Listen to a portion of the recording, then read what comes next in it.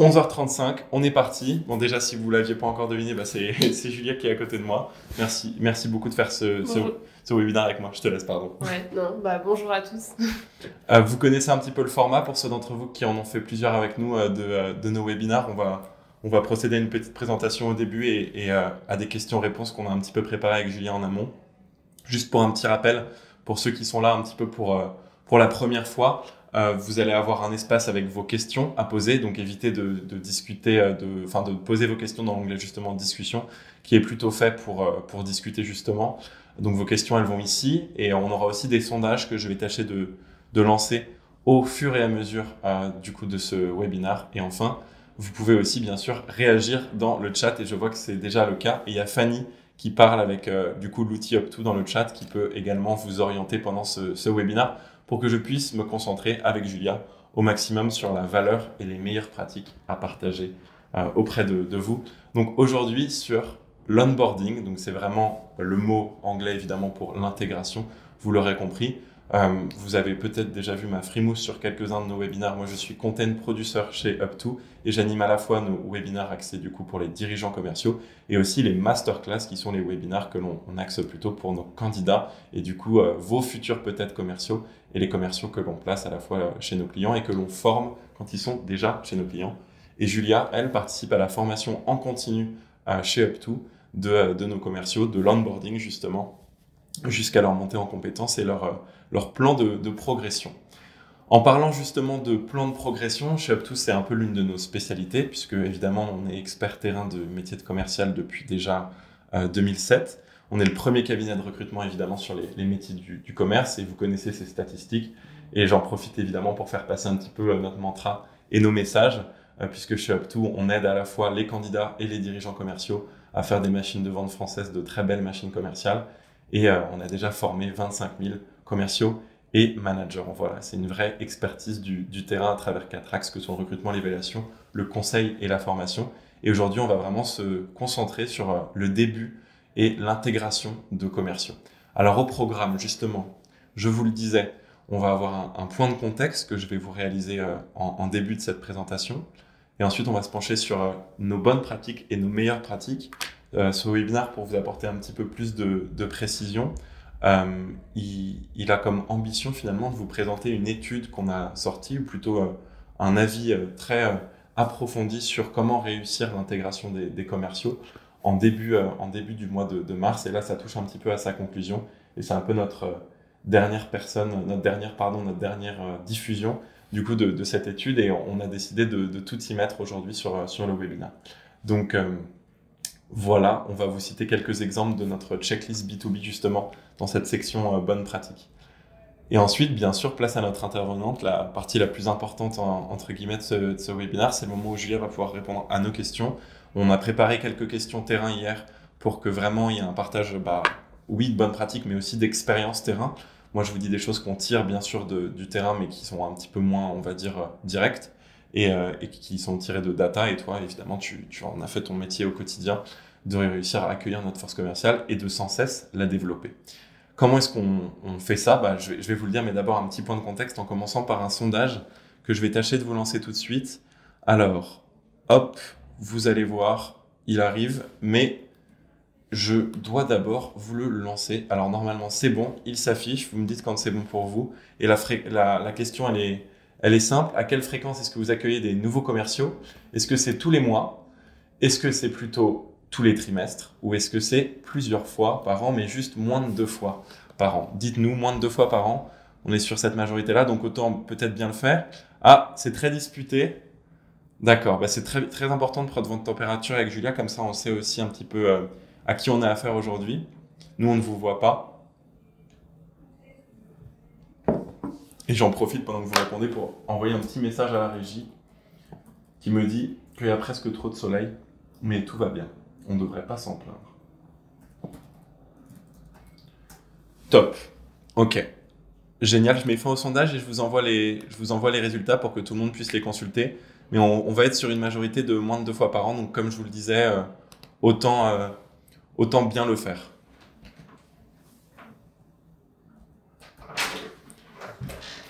Alors, On démarre un petit peu avec un petit point de contexte que je vous évoquais. Vous le connaissez si vous assistez à plusieurs fois à nos webinars. C'est un peu un point sur la réalité du marché des commerciaux. D'abord, on vous l'a déjà dit, on a affaire un peu à une petite guerre des talents. C'est quelque chose qu'on cite fréquemment dans notre communication. Il manque 200 000 commerciaux en France.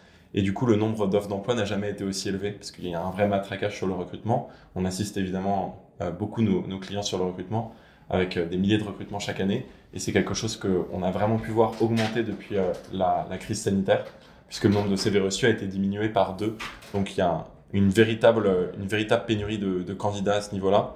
Et cette guerre des talents, les candidats en profitent quelque peu, donc il faut savoir les accueillir. Je vais vous le prouver. Les commerciaux, ils peuvent trouver un nouvel emploi en 21 jours à peine. C'est aussi quelque chose que je vous avais déjà présenté lors de notre dernier webinaire.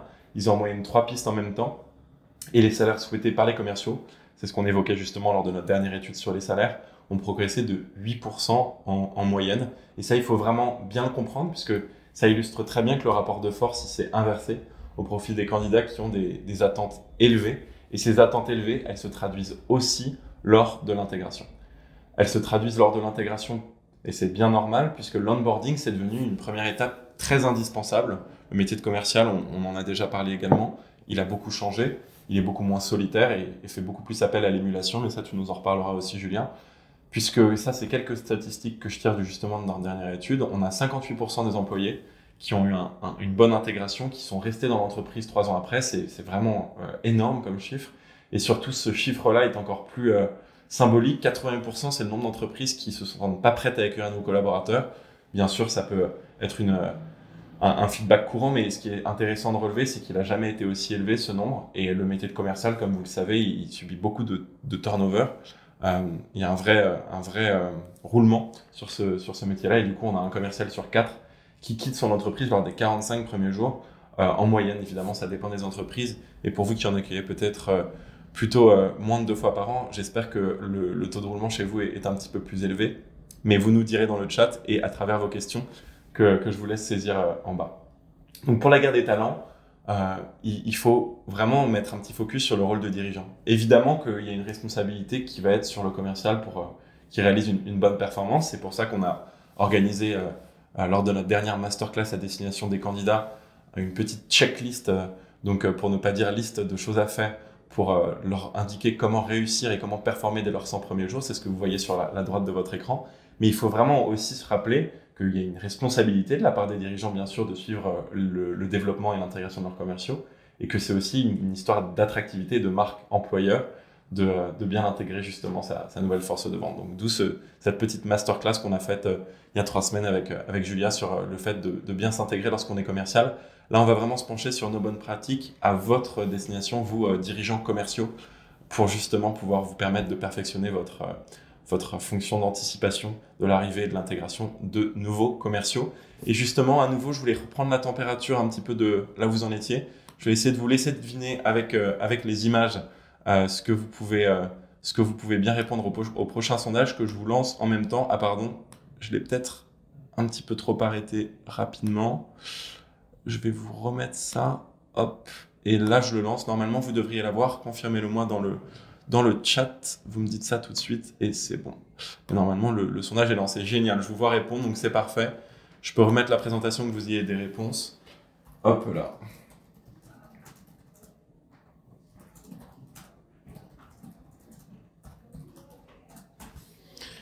Hop là. Donc, évidemment, vous l'avez suivi sur le sondage en vous spoilant un petit peu, mais je me permets quand même de profiter de mes animations. Est-ce que vous avez déjà connu un départ précoce dans les 60 premiers jours d'un nouveau commercial?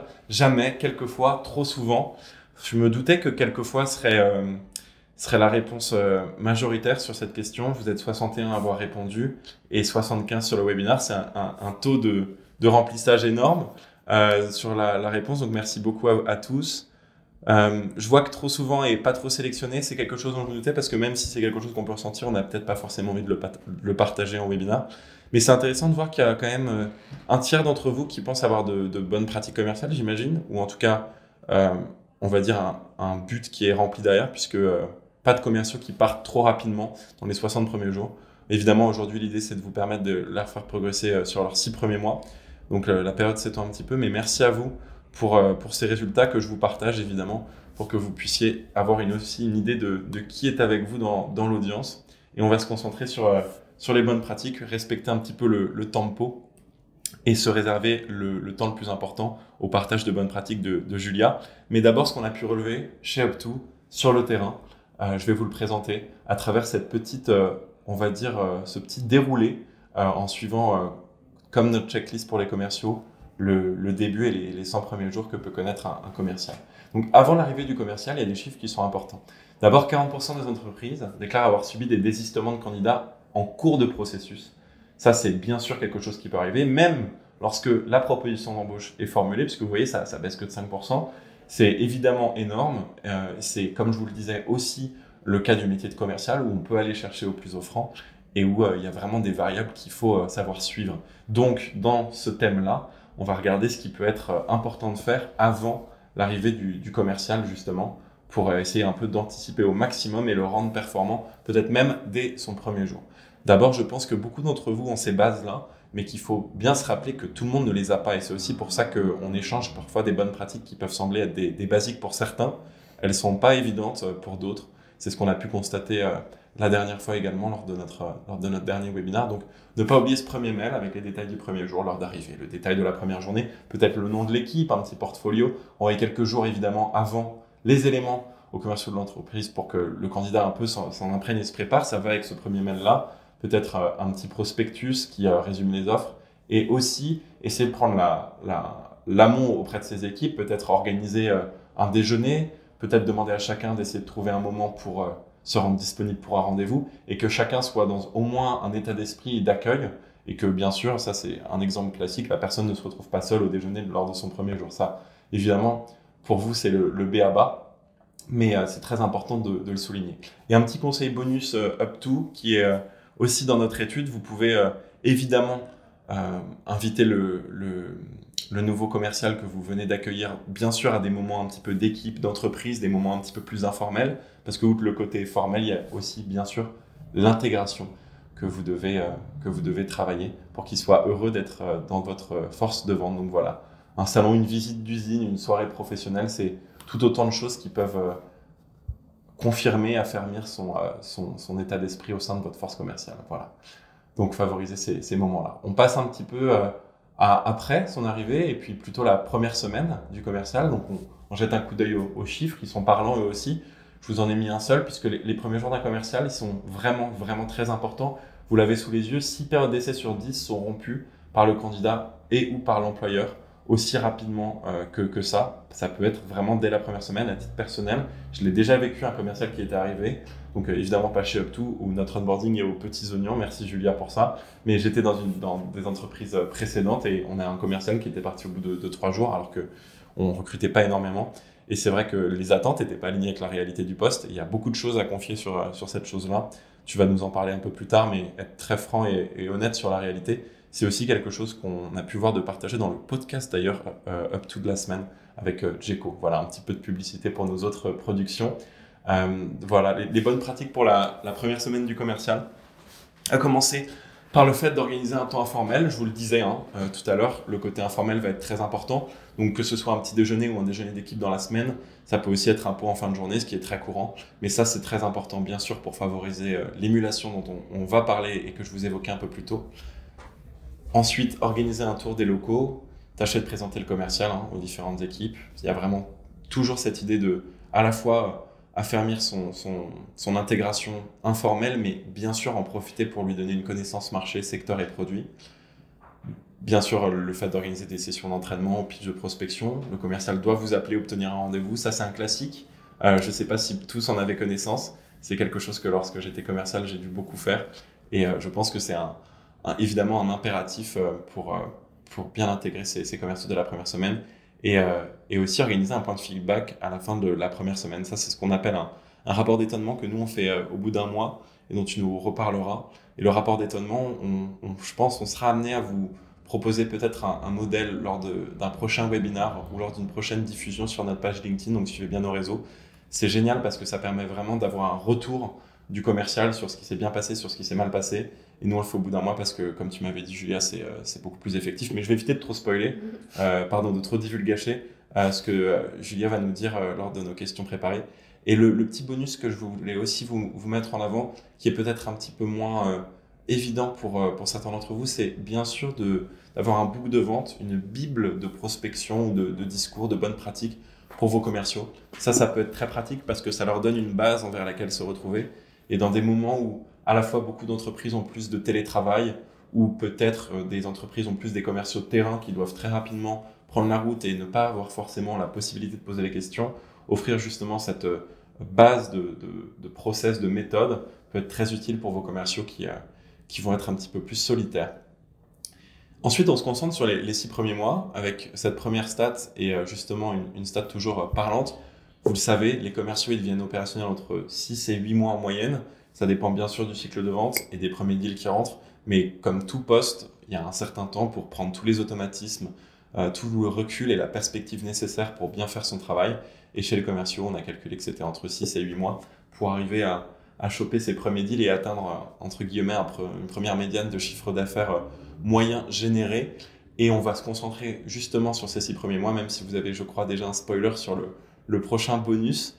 La réécoute des premiers appels de prospection et feedback, c'est évidemment impératif de faire ça pour avoir un petit peu un retour sur les deals qui ont pu être perdus, sur les transactions qu'on a un petit peu mésestimées. Comme ça fait une petite analyse des premières ventes avec toujours ce feedback, ce retour-là du manager, ce qui permet bien sûr de suivre la montée en compétences de vos commerciaux avec une grille de progression. On va en reparler, plan de progression, grille de progression, des méthodes, des process que Up2 a l'habitude de produire pour ses clients et qui sont bien sûr très utiles, voire essentiels pour prendre la température à la fois des performances, mais aussi de l'intégration de votre force de vente, qu'on continue de checker, de vérifier et de prendre justement cette température-là grâce à un rapport d'étonnement en fin de période d'essai, donc au bout des 3-4 premiers mois en ce qui vous concerne peut-être, et en ce qui nous concerne d'abord au bout d'un mois, puis évidemment à l'issue de cette période d'essai également. Voilà. Et en bonus, la formation, ça demande aussi des moments dédiés, donc peut-être réserver ces moments dédiés, soit avec le manager, soit si vous avez des experts de l'intégration et du développement des commerciaux comme nous avec Julia, essayez de justement dédier ces moments-là pour qu'il y ait une vraie routine de montée en compétences qui s'installe pour le commercial. Voilà, et c'est marrant, je suis allé un petit peu plus vite que d'habitude, puisqu'on en est déjà à la fin de nos bonnes pratiques. Ça rappelle un petit peu ce qu'on avait proposé pour les commerciaux, notre checklist que vous pouvez aussi retrouver si vous voulez la distribuer à votre force commerciale sur notre site. On a d'autres choses, nous, à vous partager, et je pense que ça a déjà été fait du côté de Fanny, notamment avec notre do-lead qui vous permettra justement de vous tester un petit peu sur la capacité de vos commerciaux. Et je voulais donc faire dire à Julia qu'elle était enfin à disposition. Mais d'abord, un dernier sondage, un peu à l'image de notre do-lead justement, si on ne l'avait pas encore déjà partagé, Fanny, dans le chat, un dernier sondage. Est-ce que vous procédez à une forme de retour, vous? Est-ce que vous procédez à une forme de rapport d'étonnement justement auprès de votre force de vente pour le collaborateur, par exemple, à l'issue du premier mois? Est-ce que c'est quelque chose que vous faites? Est-ce que c'est un peu quelque chose que vous faites une forme de ce procédé-là? Ou est-ce que vous y allez carrément et c'est quelque chose que vous avez instauré dans votre force de vente? Pour une fois, je vous dis toutes les réponses possibles avant de vous lancer dans le sondage, puisque je vous lance le sondage dès à présent. Le voilà affiché normalement et je vous laisse y répondre. Il va s'afficher doucement. Et moi, je prends une petite gorgée en attendant toutes vos réponses. Et je vais checker je vais regarder un petit peu le chat, histoire de voir. Voilà, top. Merci beaucoup Fanny qui partage notre outil do-lead, donc un quiz qui permet tout simplement, il n'y a pas d'engagement, rien, juste à vous prendre un petit peu en test, à vous évaluer vous-même sur votre capacité à bien intégrer les commerciaux. Et je suis content parce que je vois que le taux de participants n'a pas trop baissé et c'est top parce qu'on est toujours bien dans le timing avec Julia qui va avoir du coup 15-20 minutes pour répondre à nos questions préparées. Et ensuite, on passera bien évidemment à vos questions. J'ai l'impression que tout le monde a plutôt cessé de répondre. On est toujours à 62 réponses, donc merci encore pour vos retours. Donc non à 11%, ça m'étonne pas, je m'attendais à même un petit peu plus. Et oui, à hauteur de 68%. C'est top de voir que le procédé a un petit peu pris en popularité. C'est un truc que chez Up2, je dis un truc, mais c'est un petit peu presque péjoratif pour une méthode aussi importante. Vraiment très important d'ouvrir sa porte aux collaborateurs et comme je vous le disais, de prendre la température à la fois de son intégration, mais aussi de de l'étonnement et des points positifs et négatifs qu'il a pu trouver depuis son arrivée dans votre force de vente. On parle d'arrivée de force de vente, et quand on parle de ça, on parle évidemment de toi, Julia, qui accueille tous nos commerciaux. Moi, quand je suis arrivé en septembre, on était une trentaine. C'était, je crois, l'une des plus grosses arrivées d'Up2. C'était la plus grosse arrivée. C'était la plus grosse arrivée. Ça donne quelques savoirs, et justement, on va en tirer toute la substance dès à présent. Est-ce que tu peux commencer peut-être à en dire un peu sur toi, sur ton poste, qui tu es, et puis bien sûr, peut-être dire bonjour à certains qui viennent d'arriver. Ouais, bah déjà, bonjour à tout le monde, je suis ravie d'être là aujourd'hui. J'espère que mes réponses pourront vous donner des billes pour mieux intégrer vos prochains commerciaux. Donc, pour vous en dire un peu plus sur moi et sur mon poste, je suis chez Up2 depuis bientôt 2 ans maintenant. Mon job, c'est pas seulement de m'occuper de l'intégration des commerciaux, mais c'est aussi de faire en sorte qu'ils soient formés, on va dire, de manière uniforme au quotidien. Donc ça passe par l'intégration, mais aussi par la formation continue, puisque chez Up2, on a une grosse force de vente commerciale, donc beaucoup d'équipes. Et donc mon job, c'est aussi d'assurer que les formations soient les mêmes d'un manager à un autre. D'uniformiser un peu tout ça. C'est ça. En termes d'intégration de commerciaux, donc d'onboarding, je fais à peu près une promo tous les mois. Après, ça varie beaucoup. En général, on a une grosse vague en septembre. Cette année, on a eu beaucoup de commerciaux qui sont arrivés parce qu'on avait des enjeux de croissance forts. Et donc, on avait à peu près 30 personnes, mais on a décidé de scinder justement l'onboarding en 2 promos distinctes de 15 et 15 parce que j'avais dit que 30, pour moi, ça ne permettrait pas d'avoir une première semaine qualitative pour tout le monde. Donc voilà, mais il y a parfois des mois pendant lesquels j'ai pas d'onboarding pendant 3 mois d'affilée. Voilà, ça dépend vraiment de l'activité du business. Et ensuite, moi, mon job sur l'onboarding chez Up2, en tout cas, c'est comme ça qu'on l'a pensé. C'est que je prends les commerciaux toute la première semaine de manière intensive. Je leur présente tout ce qui va être produit, enfin en gros, tout ce qui est discours et méthode. Formation aux outils, par exemple notre CRM, pour pouvoir décharger un maximum les managers afin que dès la 2e semaine, les commerciaux puissent rentrer dans le vif du sujet de leur job et que les managers puissent se concentrer en fait vraiment sur le coaching et qu'ils soient déchargés de toute la partie théorique, en quelque sorte. C'est là où on a vraiment beaucoup de chance de t'avoir, c'est que, entre guillemets, déjà tu es spécialiste du sujet, et puis ensuite ça permet aussi d'avoir un alignement entre managers. Tu le disais quand tu parlais d'uniformiser justement, toutes ces méthodes-là, ça permet de garder un petit peu toutes nos équipes de vente à niveau, on va dire, perpétuellement. Je le disais en introduction, et nous, c'est un peu finalement le fer de lance de notre travail. Il manque 200 000 commerciaux en France.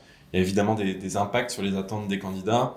Il y a une position qui s'est inversée. Comment est-ce que toi, tu le vois lorsque tu nous formes, ou quand tu vois des gens, justement, enfin, quand tu formes les commerciaux, qui viennent d'arriver? C'est quoi un petit peu les attentes, un petit rappel sur le contexte, si ça ne te dérange pas? Ouais, alors déjà, effectivement, c'est important de rappeler que le marché des commerciaux est un marché pénurique.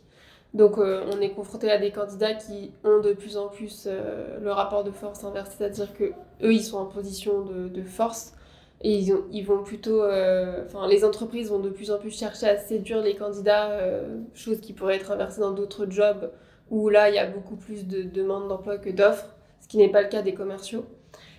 Comment ça se traduit? En tout cas, nous, chez Up2, comment on l'observe, c'est que les critères qui sont importants pour les commerciaux, ils ont évolué. Et aujourd'hui, on dit que le top 3 des 3 critères les plus déterminants pour le choix d'un job, ça va être la perspective d'évolution, ça va être la rémunération fixe chez les commerciaux qui est assez importante, mais aussi l'onboarding et l'accompagnement proposé donc, par l'entreprise pour monter en compétences. Donc ça fait partie des 3 priorités, quoi. Ouais, des 3 critères de choix qui sont les plus importants pour les commerciaux dans le choix de leur job. Donc là, c'est pour ça que, juste sur cette question-là, c'est pour rappeler que la formation et l'onboarding, c'est au centre des préoccupations d'un commercial quand il arrive dans une entreprise, et ça témoigne aussi de la responsabilité et du cadre que va donner l'entreprise, et donc c'est important de l'avoir en tête. Quand on est commercial, il y a aussi je tourne un petit peu la caméra que vous voyez un petit peu mieux, Julia, il y a aussi la plante qu'on a installée volontairement derrière nous, c'est quand même impératif. Je pense qu'il y a aussi un besoin de donner au commercial un peu de visibilité, une montée en compétences, de le faire se projeter pour le maintenir dans sa force commerciale. C'est ce que tu m'avais dit la dernière fois, donc je le pique un peu. Oui, c'est une transition toute trouvée. Est-ce que l'onboarding, ça concerne toutes les entreprises? Tu le disais, quand tu as un peu plus de 15 commerciaux, tu imagines un peu que tu as envie de faire 2 promos. On en parlera dans la prochaine question, je le sais. Mais en termes de taille, est-ce que ça concerne vraiment tout le monde? Ouais, bah déjà quand on parle d'onboarding, puisque le mot onboarding est un anglicisme, ça peut paraître, enfin certaines entreprises peuvent ne pas se sentir concernées par ce process. Onboarding, c'est simplement intégration d'un nouveau collaborateur, donc intégration d'un nouveau commercial quand c'est pour rejoindre l'équipe commerciale. Donc bien sûr que ça concerne absolument toutes les entreprises. Là, dans le sondage notamment, vous étiez beaucoup à dire que vous intégrez des commerciaux peut-être que 2 fois dans l'année.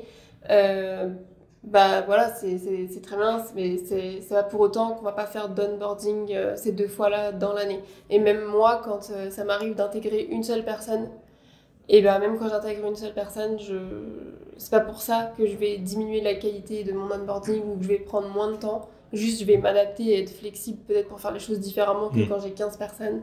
Mais voilà, donc qu'on soit une entreprise avec une équipe de 5 commerciaux ou qu'on soit une entreprise avec 100 commerciaux, qu'on intègre des commerciaux tous les mois ou une seule fois dans l'année, tout le monde est concerné par ce sujet d'intégration commerciale.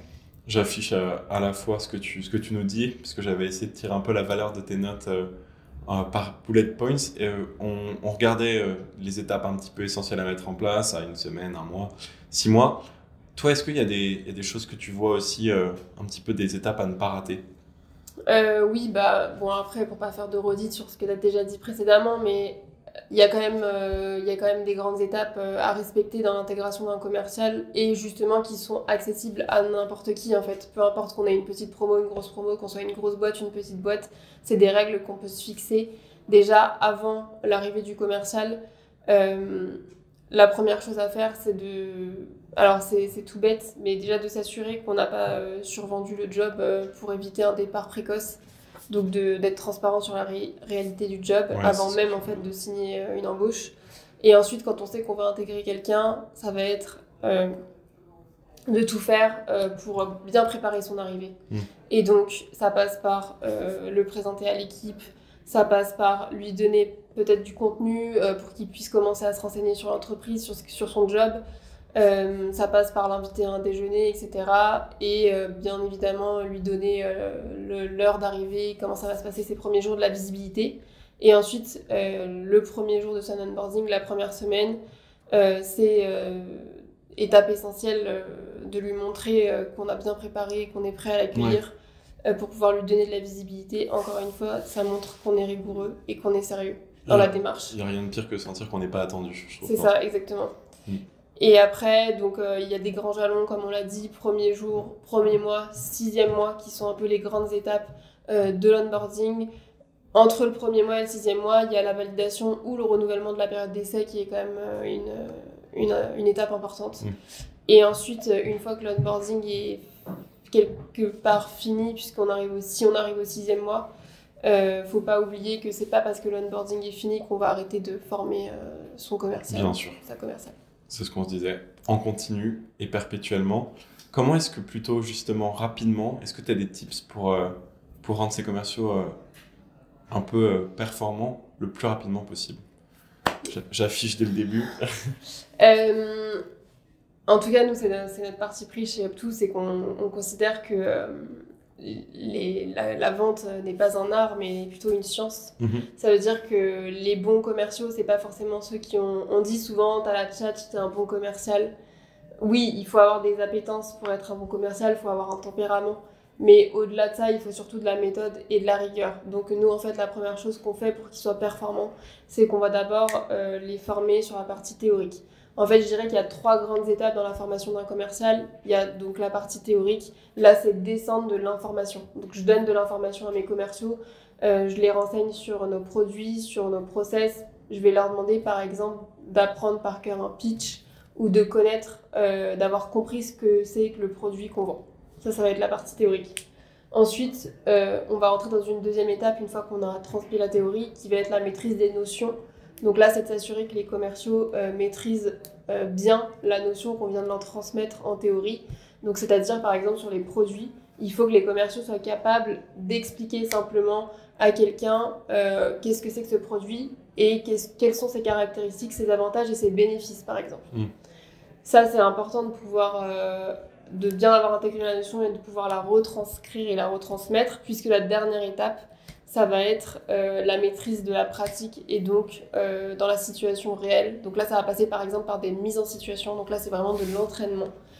Et si je me remets sur mon histoire de produit, en étape 1, je vais expliquer ce qu'est le produit. En étape 2, il doit me restituer les caractéristiques, avantages, bénéfices de mes produits. En étape 3, en pratique, il faut qu'il puisse par exemple faire une démo produit en traitant les éventuelles objections qui vont se présenter à lui, en gérant le timing, en gérant l'interlocuteur, en sachant s'adapter, etc. On réinvente pas forcément la roue de l'apprentissage, mais justement on la formalise. C'est très important de la suivre et de pas aller trop rapidement dans ces étapes-là, je pense. Et c'est ça la force aussi de nos process, je crois, et de nos méthodes, et c'est pour ça qu'on vous les partage. Tu peux rappeler ce que c'est le CAB, le CAB ? Ouais, le CAP, c'est caractéristiques, avantages, bénéfices. C'est sur le A. On formalise pour toutes nos offres et tous nos produits.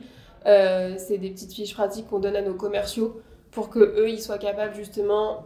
L'étape 1, c'est d'avoir compris les caractéristiques. Étape 2, ok, donc quels sont les avantages. Étape 3, les bénéfices. Les bénéfices plutôt que je vais présenter du coup à mes prospects. Et ils sont personnalisés, les bénéfices, ou parfois c'est des choses qui sont uniformes ?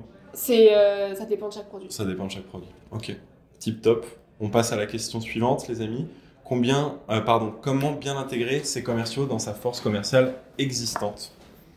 Donc là, c'est plutôt une question d'intégration avec l'équipe, donc plutôt sociale, on va dire, plutôt que de monter en compétences et de performance. On l'a dit tout à l'heure, la première étape, c'est avant même d'intégrer la personne, on va faire en sorte que l'équipe soit prévenue. Donc par exemple, quand on ouvre un poste dans l'entreprise ou dans une équipe, on prévient les autres qu'on va chercher, on prévient les collaborateurs qu'on va rechercher quelqu'un. Dès qu'on a recruté la personne, on présente aux collaborateurs la personne. Enfin, le manager peut très bien l'introduire en disant c'est X personne qui va nous rejoindre dans combien de temps, qu'est-ce qu'elle va faire, c'est quoi un peu son profil et quand est-ce que vous allez la rencontrer. Et après, une fois que la personne arrive, c'est bien pour qu'elle se sente intégrée dans l'équipe de, par exemple, faire un petit déjeuner avec son équipe le premier jour ou un déjeuner d'équipe ou alors la première semaine un verre d'équipe. Et ensuite, tout au long de sa progression, ça c'est beaucoup le rôle du manager. Hein. Le manager a son importance à jouer dans l'intégration de la personne. C'est lui qui va mettre en place des choses qui vont faire que l'équipe va participer à l'intégration. Ça peut être par exemple de faire participer les plus seniors pour le partage de bonnes pratiques. Ça peut être de créer des temps d'échange avec par exemple la dernière personne qui est arrivée, puisque c'est celle qui aura le plus en tête l'intégration, puisqu'elle est arrivée peut-être il y a 6 mois, il y a 1 an, et donc il va pouvoir aussi partager elle comment elle a vécu les choses et du coup des bonnes pratiques en termes d'intégration. Oui, ça c'est évidemment très essentiel et à ne pas manquer. Je souligne la responsabilité du manager de toute façon toujours dans ces process-là et c'est pour ça qu'on est là. Justement, je réponds à une question au passage sur les 3 étapes de formation, sur quel planning les faites-vous ? Parce que la prochaine question, c'est un peu une question piège, hein, tu te souviens, c'est notre question un petit peu entre guillemets placement de produit, puisqu'on est aussi là pour ça.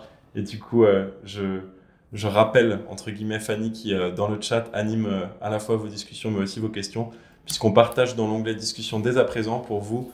On est passé de 75 à 63, donc pour les gens qui nous suivent encore, pour partager notre checklist intégrale de comment bien intégrer ces commerciaux, étape par étape. Donc, bien sûr, ça, on fait sur notre Google Agenda, et puis on a aussi, bien sûr, 360 Learning pour la formation de nos commerciaux. Mais pour répondre à cette question, tout en continuant avec tes questions, Julia, voilà comment aussi on formalise tout ça et on vous a mis nos étapes et nos pratiques dans cette checklist. Et si je peux me permettre de rebondir sur cette question rapidement, l'idée, forcément, sur ces 3 étapes-là de formation théorique, maîtrise des notions, puis mise en pratique, l'idée c'est d'identifier en fait vraiment quand est-ce que je veux que mon commercial il maîtrise telle chose. Par exemple, moi je veux que mes commerciaux ils sachent pitcher un prospect au bout de la 2e ou 3e semaine, et donc ça veut dire que dès la semaine 1 je leur demande, par exemple dès le jour 3 je leur demande d'apprendre le pitch par cœur. Dès le jour 5 ou le jour 6 je leur demande de faire des entraînements sur le pitch, etc. Et dès la 2e semaine, en fait, ils commencent à passer des calls pour pouvoir être aptes à pitcher correctement. Et après, formation continue et de l'amélioration continue. Donc en fait... Tu les mets tout de suite dans le jus, quoi, aussi. Oui, puis il n'y a pas vraiment... Le timing de ces 3 étapes de théorie, notion, pratique, il va aussi beaucoup dépendre des éléments de maîtrise qui sont attendus, en fait, de la roadmap, en quelque sorte. Ça peut aussi dépendre de l'équipe, j'imagine. Ça dépend... Ça va surtout dépendre de quels sont en fait, la checklist de progression de mon commercial, quand est-ce que je l'attends, où et sur quel item. Par exemple, à la fin du premier mois, je veux qu'il sache faire un rendez-vous de découverte en autonomie. Donc, EVS, si par exemple à la fin du 6e mois, je veux qu'il sache faire un rendez-vous de négo en autonomie, ça veut dire que la négo, c'est pas la première chose que je vais faire dans la formation théorique. Je vais pas d'abord lui apprendre les objections en négociation, je vais d'abord lui apprendre les objections de rendez-vous de découverte et comment faire une découverte. En fait, c'est ça aussi qui influence. Tu respectes un peu le programme, quoi. Ouais, c'est ça, c'est d'établir un programme de progression pour pouvoir ensuite identifier les priorités sur lesquelles le commercial doit être en maîtrise, et en fonction de ces priorités, c'est là que j'organise mon théorie, mise en pratique. Ça répond un peu à votre question, Jim Ramos, mais on y reviendra. Il nous reste encore 3-4 questions préparées avec Julia, mais je voulais en poser une impromptue. On terminera un petit peu plus tard, de toute façon, j'ai envie de dire comme d'habitude avec toutes les questions qu'on peut retrouver dans le chat, quoi qu'il arrive, mais Julia, je voulais te poser une autre question. On recevait sur le podcast en début de saison quelqu'un qui nous avait dit ça peut être intéressant aussi de préparer des deals pas trop difficiles pour mettre à l'aise ses commerciaux. Est-ce que c'est quelque chose que tu recommandes, qu'on met un petit peu en œuvre? Ouais, alors nous on va pas forcément les préparer, ça va se présenter en fait. Nos commerciaux, quand ils arrivent, ils commencent à travailler leur portefeuille. Donc si c'est un commercial qui arrive dans la partie prospection, il va prospecter des comptes. Et au début, quand il va prendre des rendez-vous, en fonction de la difficulté des rendez-vous, de toute façon, au début, il va tout le temps les faire accompagner avec son manager. Ça fait partie justement de sa montée en compétence, c'est qu'au début, on ne le laisse pas seul face à la difficulté. Et surtout, il peut entendre le manager faire le rendez-vous, donc il progresse aussi dans ce sens-là. Et ensuite, quand il commence à monter en gamme et être de plus en plus autonome, ce qu'on fait, c'est qu'on les laisse en autonomie sur des rendez-vous simples au début. Donc ça veut dire que dès qu'il a pris un rendez-vous, par exemple, avec notre produit le plus basique, et que c'est un rendez-vous avec un seul interlocuteur, et on se dit, ok, c'est bien pour faire un premier rendez-vous en autonomie. Donc ça, c'est plutôt, des deals assez simples qu'on va identifier comme ça. Ouais, je pense que c'est bien pour, entre guillemets, aussi mettre dans le jus, mais on poursuit avec la prochaine question. On en parlait tout à l'heure, toi, t'as pas tellement envie Enfin, tu vas scinder si ça dépasse 15 commerciaux, mais on s'est fait un petit tableau sur lequel je t'invite à revenir quand on parle d'intégrer 1, 10 ou 30 commerciaux d'un coup. Qu'est-ce que tu en retiens? Je sais que pour vous, on se demande justement comment on fait pour accueillir 30 commerciaux. Je vois les questions de Mathieu et Quentin, mais on va vous dire dans 5 minutes. Il nous reste 3 questions et on y arrive. Déjà, j'essaie de me mettre aussi à la place de toutes les personnes qui sont là aujourd'hui, et je sais qu'il y a beaucoup d'entreprises dans lesquelles on n'a pas forcément la chance de pouvoir allouer une ressource entière à la montée en compétences ou à l'intégration des commerciaux particulièrement.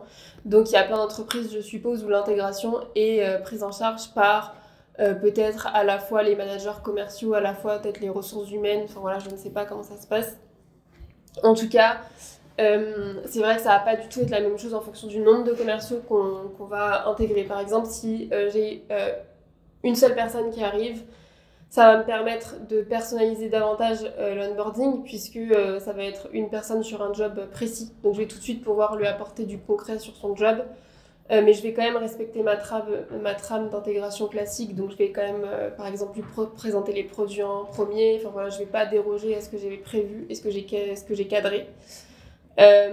Quand on n'intègre qu'une seule personne, à l'inverse, ça veut dire que cette personne n'a pas forcément de promo sur laquelle se référer et de collègues avec lesquels échanger qui vont arriver en même temps qu'elle, donc qui auront les mêmes problématiques au même moment. Et donc quand on intègre une seule personne, là c'est d'autant plus important pour moi, je pense, de vraiment l'intégrer à son équipe. Pour que tout de suite elle se sente épaulée, justement, si elle a... T'as toujours un focus émulation quand même. Enfin, un peu union fait la force.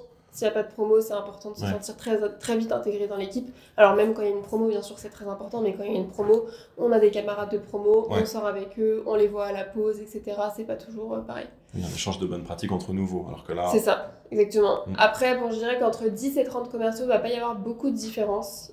La seule différence, en fait, entre une seule arrivée vs 10 ou 30, c'est qu'une seule arrivée... forcément, moi je vais pas. Quand j'ai une promo de 10 commerciaux, je passe toute ma semaine avec ces 10 commerciaux-là. Quand j'ai qu'une seule personne qui arrive, je vais pas passer toute ma semaine pour une seule personne, parce que déjà, de faire que du one-to-one pour la personne, ça va être désagréable. Elle va voir que moi toute la semaine. Je me dis, c'est un peu chiant pour elle. Donc, ce que je fais, c'est que, en général, quand j'ai qu'une seule personne, je la prends tous les matins pour voir vraiment la partie théorique.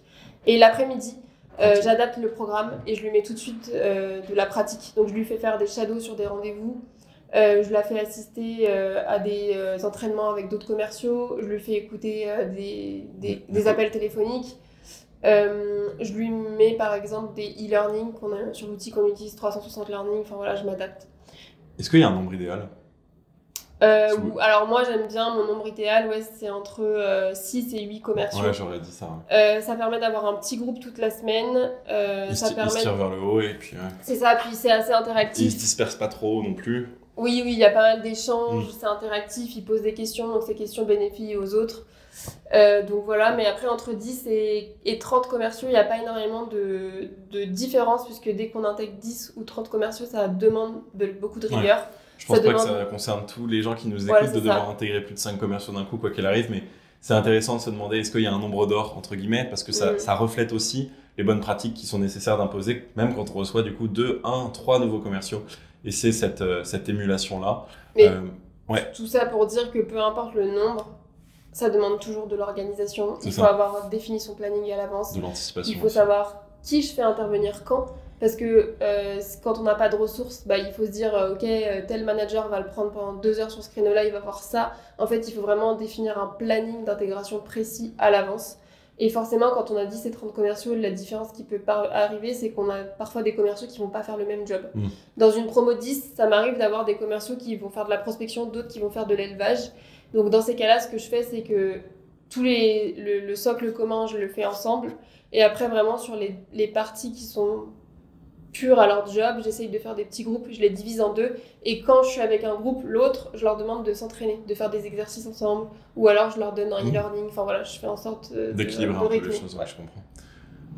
Notre avant-dernière question, et comment est-ce qu'on retient ces talents en continuant de les former? On accélère un tout petit peu parce qu'on a passé un petit peu de temps à poser des questions un peu spontanées. On arrive tout le monde sur vos questions, de toute façon, sur vos questions personnalisées.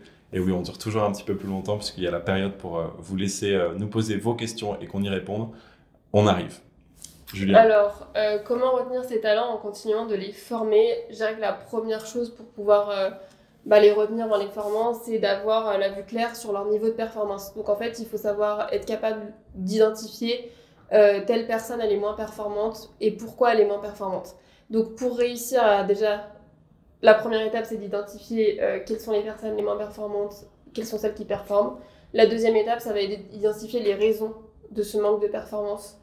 Et donc là, on peut s'aider par exemple de grilles de compétences. Nous, c'est ce qu'on fait en tout cas chez Up2, c'est qu'on a des grilles de progression. Par exemple, sur l'onboarding, moi, je leur fais faire une grille à la fin du premier mois, à la fin du deuxième, du troisième et du quatrième mois. Alors après, ça dépend des jobs, mais c'est ça pour la quasi-totalité des jobs. Et ensuite, on fait un bilan à 6 mois. Ça, ces grilles de compétences, ça permet de s'arrêter vraiment sur de la montée en compétences parce qu'on a tendance, et c'est aussi une réponse à cette question-là, quand on rentre dans le business, on a tendance à se faire un peu emporter par le business et à passer moins de temps sur la montée en compétences. Et le fait d'avoir des grilles de compétences, ça oblige à se poser vraiment et à remettre à plat entre le manager et le collaborateur qu'est-ce qui est bien fait, qu'est-ce qu'il faut améliorer. Et ça évite qu'on ait des points hebdo qui soient que centralisés sur le business, puisqu'on rentre assez vite dans le business quand on est commercial. Merci Julia de commencer à répondre à la fois exhaustivement et brièvement pour qu'on passe toujours à vos questions et qu'on ne rate rien. Est-ce qu'il y a des choses à ne pas faire? Si tu as quelques exemples, moi je me disais déjà, être transparent sur la réalité du job, c'est ce qu'on a dit tout à l'heure. Ouais, c'est le point le plus important, mais il faut surtout pas que ce soit décorrélé. On l'a dit en vrai sur cette question, je vais pas passer trop longtemps, mais les choses à ne pas faire, c'est déjà de vendre un job qui représenterait pas la réalité du job. Il vaut mieux dire ça va être difficile ou en ce moment le contexte est un peu plus incertain. Il vaut mieux prévenir tout en donnant envie bien sûr de revenir à l'entreprise, notamment. Alors ça, c'est peut-être pas toutes les entreprises qui y sont confrontées, mais quand on recrute des jeunes diplômés, les jeunes diplômés, parfois, c'est des personnes qui n'ont jamais eu d'expérience commerciale, ils ne savent pas ce que c'est d'être commercial. Pas passer 50 appels par jour. Voilà. Ouais. Et en fait, quand on leur dit tu vas devoir passer 50 appels par jour et qu'ils disent ah oui, c'est bon pour moi, parfois ils se rendent pas compte de ce que ça signifie. Ouais, ça veut Donc dire c'est casque important. toute la journée, etc. C'est important de peut-être donner des exemples concrets du job et de ce que ça va représenter. Et ensuite, je dirais que pour des exemples à ne pas faire, c'est juste d'être rigoureux et de pas montrer aux nouveaux collaborateurs qui intègrent l'entreprise qu'il n'y ait pas de latence en fait. Donc quand il arrive, il faut qu'il sente justement, je vous disais, que le planning d'intégration il est prévu, qu'on sait ce qu'on va lui faire faire et que voilà, il faut que ce soit rigoureux et cadré. C'est vraiment important, je pense. Top, rigoureux, cadré, on est là pour ça. Est-ce que justement, si tu devais retenir une seule chose de tout ce qu'on a dit, il y aurait un truc sur lequel tu voulais insister? On se disait organiser, anticiper. Ouais. Pour réussir à construire justement un parcours d'intégration, parce que je sais que c'est pas facile, et justement moi quand je suis arrivée chez Up2, on a refait l'exercice de tout remettre à plat. Il faut vraiment s'attarder sur sur quoi je veux que mon commercial soit performant rapidement. Et c'est ça qui va être la base de la construction du programme d'intégration. Ouais, tu identifies l'arrivée pour avoir un bon départ et entre guillemets un déroulé bien précis. Il faut identifier le résultat à espérer. C'est ça. Quels sont les éléments de performance sur lesquels j'attends mon commercial dans les premières semaines, dans les premiers mois, à 1 mois, à 2 mois, à 3 mois, à 4 mois, à 6 mois. Ça permet justement de savoir à quel moment je le forme sur quoi, puisque si je l'attends là-dessus, il faut que je lui donne les moyens d'atteindre cette performance et du coup, il faut que je le forme, il faut que je l'entraîne. Ouais, vous connaissez le produit fini, il faut lui donner la recette un petit peu. J'adore les allégories. Justement, on arrive à vos questions en parlant de prendre un petit peu la température et de penser résultat. Je voulais juste vous rappeler que si vous souhaitez justement voir où en est un petit peu l'état de votre force commerciale, on est à votre disposition pour parler de plan de progression. On a des experts qui peuvent vous aider sur ces questions-là, bien sûr, l'intégration entre autres, mais la montée en compétences aussi, à l'aide de nos outils à la fois digitaux, mais bien sûr notre expertise terrain. Donc prenons rendez-vous et Fanny vous met le lien dans le chat donc pour échanger avec l'un de nos experts. Voilà, le lien est là. Merci beaucoup à Fanny en régie pour l'approche de vos questions dans l'onglet questions-réponses et du chat. Merci à vous qui avez suivi jusqu'ici et on passe donc à vos questions désormais et aux questions qu'on a pu recevoir. Il y en a vu une assez personnelle, ce qui est marrant. Mathieu et Canquetin qui nous demandaient sur les 30 commerciaux arrivés en septembre, combien sont encore en poste? C'est une très bonne question parce qu'en plus on en parle du turnover. Je souhaite juste préciser quelque chose. J'ai dit qu'on était 30 à être arrivés en septembre. Mais on n'était pas 30 commerciaux. Je pense pas avoir dit ça, mais si j'ai fait comprendre ça, par contre, c'était une erreur de ma part, puisque je suis arrivé en septembre aussi et je ne suis pas commercial, je ne suis plus commercial.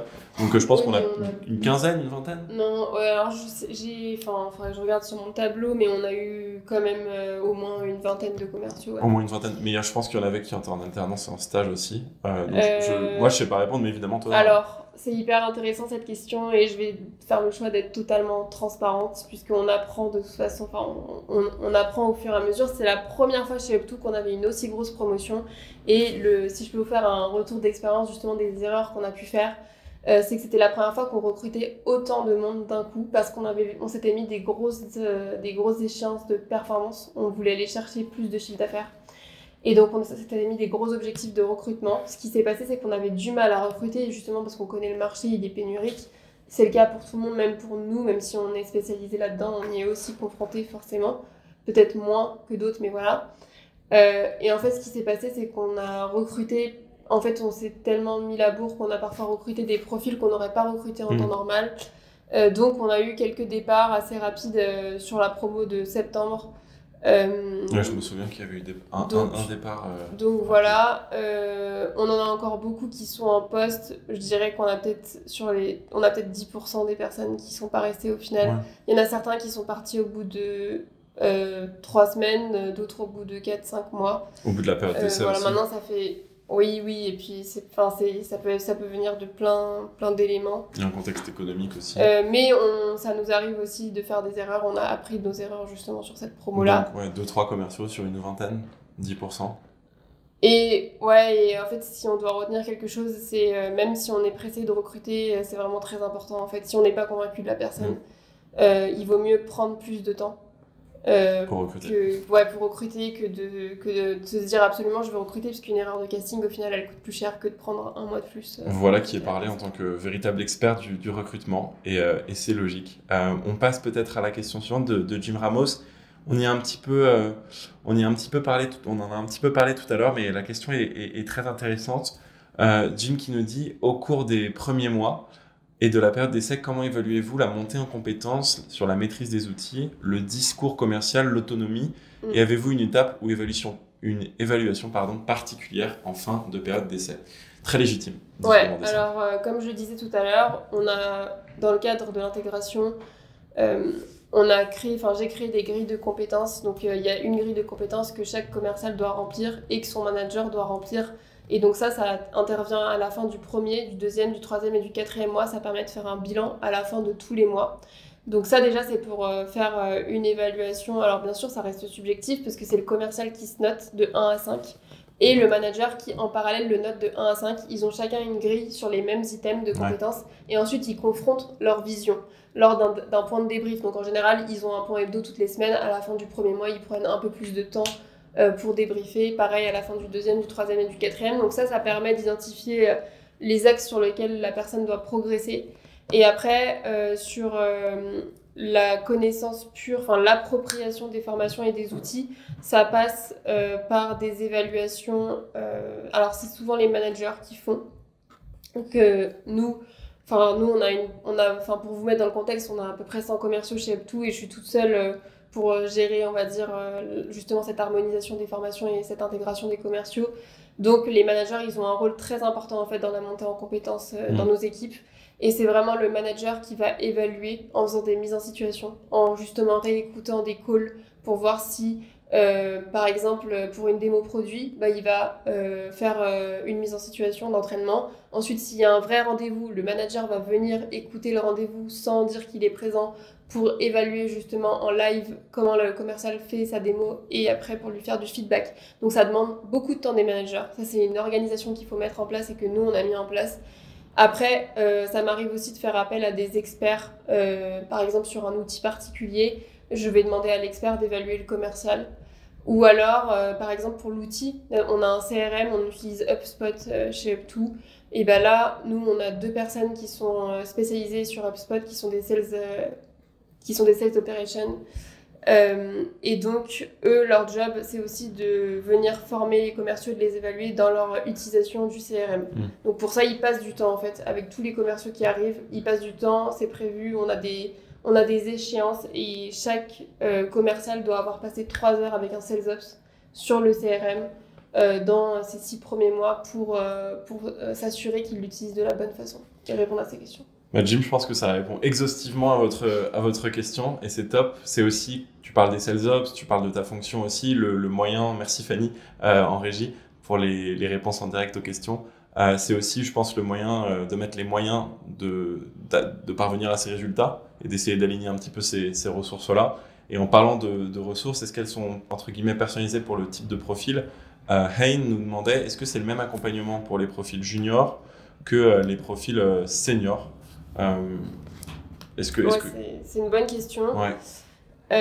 Alors nous, on recrute beaucoup de juniors. C'est un peu notre parti pris parce que chez Up2, on aime bien recruter des jeunes diplômés pour pouvoir les former à notre main en quelque sorte, vu qu'on forme beaucoup. On a plus de facilité à prendre des juniors et à les faire partir de zéro plutôt que des personnes plus seniors qui parfois auraient appris d'autres choses dans d'autres boîtes qui ne correspondent pas à notre méthode. Et donc c'est plus dur parfois de leur dire parce que tu as appris avant, il faut l'oublier et il faut se concentrer sur ce que nous, on va t'apprendre maintenant. Donc je dirais que en tout cas, ça nous arrive quand même de recruter des personnes plus seniors. Et donc pour l'intégration, la première semaine, on ne va pas faire de distinction entre un junior ou un senior puisque on va leur apprendre la même chose. L'entreprise, quoi. C'est beaucoup de théorie, c'est du B à bas sur les produits, sur les outils, sur les pitchs, sur les méthodes, les façons de faire. Ensuite, effectivement, entre un junior et un senior, les choses vont être différentes. Les grilles de compétences vont rester les mêmes parce qu'on considère que même si la personne est senior, il faut que les attendus qu'on demande à un junior soient quand même acquis. Et donc, en fait, on repart sur la même base de grille de compétences. Par contre, c'est le manager qui va plutôt ajuster. Et moi, après, dans mon suivi, Je vais parfois lui donner accès à des formations plus facilement, rapidement qu'un junior. Par exemple, un senior, on va peut-être pas attendre les 6 mois pour commencer à le former sur la négociation. Et on va lui donner accès au contenu de formation de négociation peut-être au bout du 2e mois. Donc c'est juste que lui, il ira plus vite en quelque sorte dans son cycle de formation et d'intégration. Ce qui est normal puisque un commercial senior qui arrive chez nous, il va pas arriver exactement sur le même poste qu'un junior, donc on va attendre de lui des performances différentes. Bah oui, bien sûr. Et donc forcément, la formation était adaptée. Ouais, mais je comprends l'idée de donner un peu une présentation d'introduction lors de la première semaine, que chacun un petit peu soit au même niveau, au moins de la connaissance, marché, produit, secteur, etc. On y est, 12h30, et je crois qu'on a répondu à la dernière question. C'est rare qu'on soit aussi à l'heure. Je vous laisse nous dire dans le chat s'il y a quoi que ce soit qui vous revient. Et en même temps, j'appelle à vos retours, à peut-être des idées de thèmes pour la prochaine étude, le prochain webinaire, même si on en a déjà bien sûr une petite idée. On va bientôt vous laisser, donc n'hésitez pas, si vous avez quelques messages, quelques feedbacks, à nous donner tout ça dans le chat. Et sinon, on vous dit lentement mais sûrement au revoir pour vous revoir bientôt. Merci encore, Julien, d'avoir participé au webinaire. J'espère que ça vous aura aidé. Et à bientôt. Merci Lison, merci Hervé, merci à tous. Et on vous en prie, Jim, pour la réponse à la question. À très bientôt. Et voilà, à très bientôt sur Up2. Et encore merci pour ce webinaire.